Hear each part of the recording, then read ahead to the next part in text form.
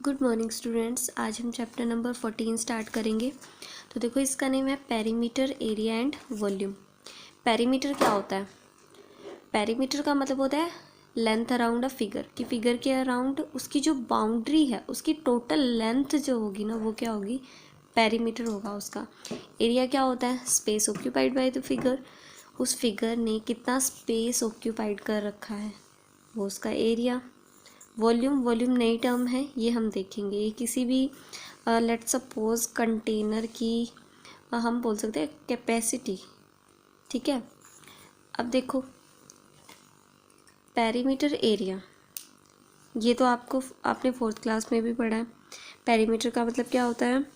Measurement around a close figure और curve के around जो उसकी मेजरमेंट है, कर्व या फिर कोई भी फिगर, क्लोज्ड फिगर जिसे हम बोलेंगे, उसके अराउंड उसकी टोटल मेज़रमेंट। जैसे कि ये ट्रायंगल है, इसका पेरीमीटर निकालना हो तो हम क्या करेंगे? ये जो बाउंड्री है ना, इसकी टोटल निकालेंगे, इसकी टोटल मेज़रमेंट निकालेंगे। कैसे? इस साइड की लेंथ, इस साइड की लेंथ और इस साइड की लेंथ, तीनों को प्लस कर देंगे, वो क्या हो जाएगा? पेरीमीटर। और इसने अपने अंदर जितना स्पेस ये सारा ऑक्यूपाई किया हुआ है, वो इसका क्या होगा? एरिया होगा।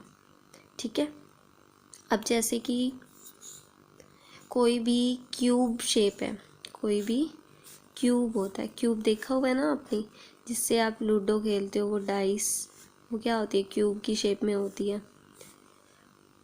तो इसके अंदर जो सारा स्पेस है ना, वो इसका वॉल्यूम होगा, ना कि एरिया।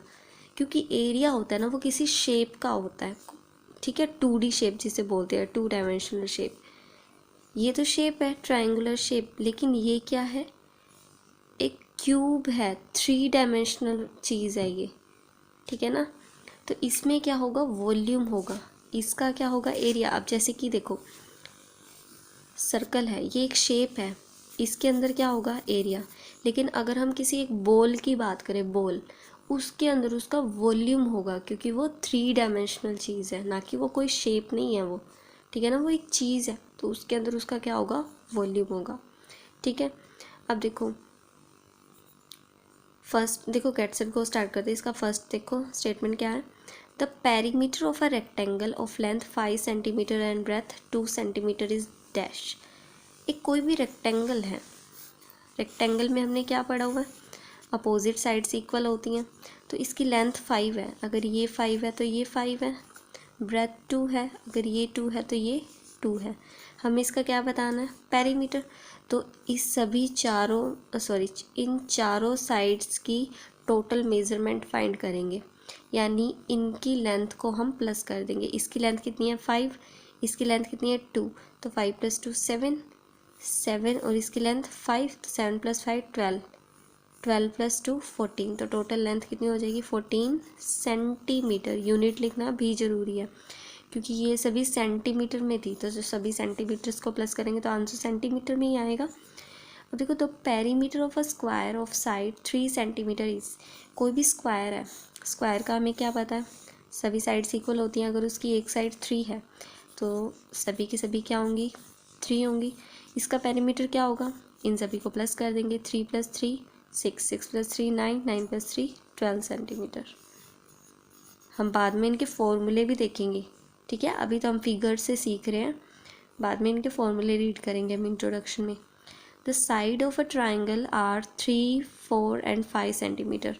कोई भी ट्राइंगल है, लेट्स सपोज यही ट्राइंगल है, इसकी एक साइड तो 3 है,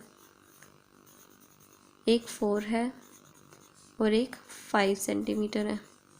ठीक है, फाइंड इट्स पेरीमीटर। इसका पेरीमीटर फाइंड करना है, यानी इन तीनों साइड्स की लेंथ को हम प्लस कर देंगे और टोटल मेजरमेंट ही तो फाइंड करनी है।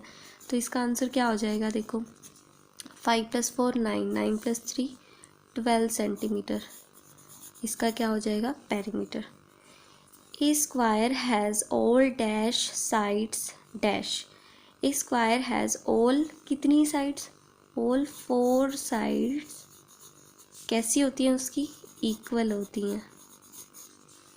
A rectangle has a dash and a dash. उसमें क्या होती है? एक लेंथ होती है और एक क्या होती है? ब्रेथ होती है।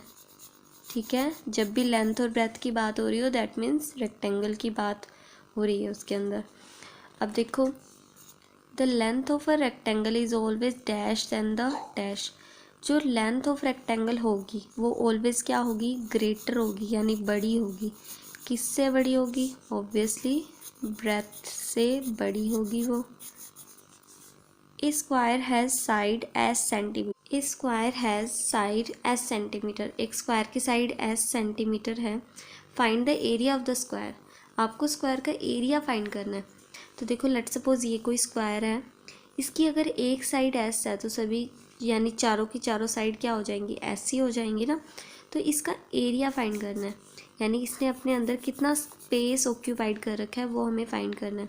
एरिया का फॉर्मूला क्या होता है, देखो रेक्टेंगल का निकालना हो तो लेंथ को ब्रेथ से मल्टीप्लाई कर देंगे, अगर स्क्वायर का निकालना हो तो साइड को साइड से कर देंगे। साइड तो एस है ना, तो फिर एस को एस से मल्टीप्लाई कर देंगे, ये क्या हो जाएगा इसका एरिया। अब इसकी यूनिट क्या होगी, एस सेंटीमीटर था, ये सेंटीमीटर में है, ये भी सेंटीमीटर में है, तो सेंटीमीटर की सेंटीमीटर के साथ मल्टीप्लाई तो सेंटीमीटर स्क्वायर आ जाएगा। A rectangle has length L centimetre and breadth B centimetre. Find the area of the rectangle. अगर लेंथ एल हो ब्रेथ बी हो तो एरिया बताना है। तो क्या हो जाएगा इसका एरिया, लेंथ को ब्रेथ से मल्टीप्लाई करेंगे ना। देखो एरिया निकालो ना, आपने मल्टीप्लाई ही करनी है। स्क्वायर का एरिया निकालना हो तो साइड को साइड से मल्टीप्लाई, रेक्टेंगल का निकालना हो तो लेंथ को ब्रेथ से मल्टीप्लाई। लेंथ एल है, ब्रेथ बी है, तो एल की बी के साथ मल्टीप्लाई हो जाएगी। और किस में आंसर आएगा, ये भी सेंटीमीटर में, ये भी सेंटीमीटर में, तो सेंटीमीटर स्क्वायर। अगर यूनिट सेम ना हो तो आपको सेम करनी पड़ती है, अदरवाइज़ आप मल्टीप्लाई भी नहीं कर सकते। अब देखो, find the area of a square of side 14 centimetre. एक स्क्वायर का एरिया फाइंड करना है जिसकी साइड 14 सेंटीमीटर हो। लेट सपोज ये स्क्वायर है, ये 14, क्योंकि स्क्वायर में सभी 14 ही होती हैं, तो इसका एरिया निकालना है। इसने अपने अंदर कितना स्पेस ऑक्यूपाई कर रखा है। तो स्क्वायर का एरिया निकालने के लिए हम क्या करेंगे, साइड को साइड से मल्टीप्लाई करेंगे ना। साइड को साइड से मल्टीप्लाई, साइड तो 14 सेंटीमीटर बोली है, यानी 14 को 14 से मल्टीप्लाई, 14 को 14 से करेंगे तो 196।